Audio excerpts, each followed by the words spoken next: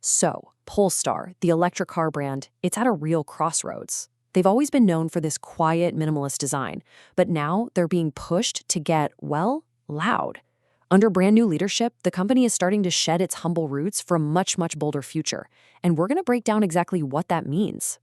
And that really gets to the heart of the problem, right? In this ridiculously crowded EV market, how does a brand that's all about quiet, Scandinavian minimalism make enough noise to get noticed by a global audience? That's the core question we're digging into today. So, who is the driving force behind all this? It's the new CEO, Michael Lochscheller. Now, when he took the helm, he brought this huge wealth of experience from leading major brands like Opel and VinFast.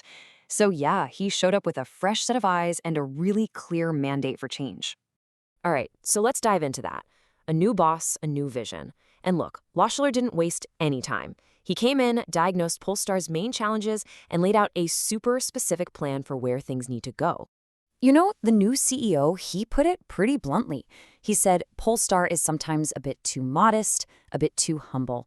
Basically, he's saying that the brand's quiet confidence, that very modesty, is actually holding it back. He's zeroed in on the very DNA of Polestar as both its biggest strength and, maybe, its biggest weakness on the world stage. And this is where you really see the tension, the dilemma. On one hand, you've got that classic, understated Swedish design. Think about its parent company, Volvo. Their past, what people affectionately called boxy, because it was all about function over form. But on the other hand, to compete globally, especially in a huge market like the US, these cars need to be more assertive, more performance-focused. Because as Loschler points out, American buyers don't like too much understatement.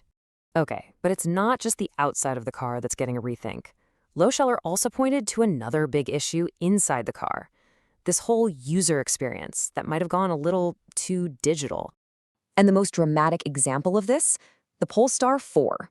The brand went all in on a digital-first approach. They removed most of the physical buttons. And, get this, they ditched the rear window entirely in favor of a camera. It was a bold, super futuristic move, and wow, did it prove to be polarizing for drivers. This whole thing really makes you ask a pretty fundamental question about car design today, doesn't it? In this race to be all modern and tech-forward, is slapping every single function onto a touchscreen really the best experience for the person behind the wheel? Polestar's big experiment here kind of suggests maybe not. And that brings us to the new philosophy, which the CEO himself summed up perfectly. The whole point now is to pivot back to something practical. The focus is on making tech easy to use and finally acknowledging that, you know what? People don't want everything to be digital. They still want, and often need, that simple, tactile feel of a real button.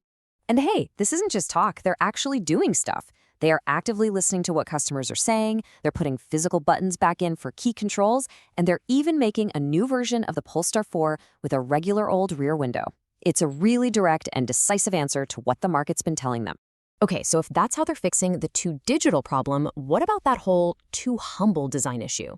Well, the new direction here isn't about tossing out the brand's history. It's about evolving it. And the key idea here is evolutionary design, not revolutionary. This isn't some radical break that's going to alienate all of their current fans. No, the goal is to carefully turn up the volume on the car's performance cues, making it look more assertive, but still making sure it feels totally, unmistakably Scandinavian. And to lead this whole charge, Polestar went out and got a real heavy hitter. Philippe Romers, who used to be a key designer at Audi, is now the head of design. Hiring him is a massive signal of intent. I mean, the guy brings over 2 decades of experience shaping premium performance-focused cars. That's a big deal.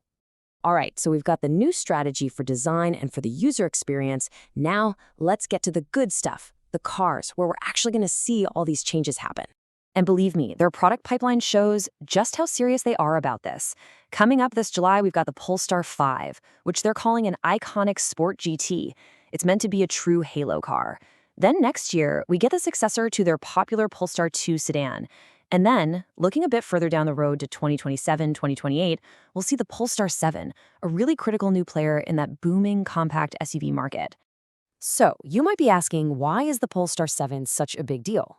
It's because, while other models were already pretty far along in development, the 7 is the first vehicle designed from a completely blank slate under this new team. It's going to be the purest expression and really the ultimate test of Polestar's new, bolder philosophy. Okay, so let's wrap this up and recap the key pieces of Polestar's new game plan. First, bolder design. They're moving from modest to assertive to win over global markets. Second, a more balanced user experience, a smart mix of digital screens and good old physical controls. Third, a laser focus on growth in key markets like Europe and the US.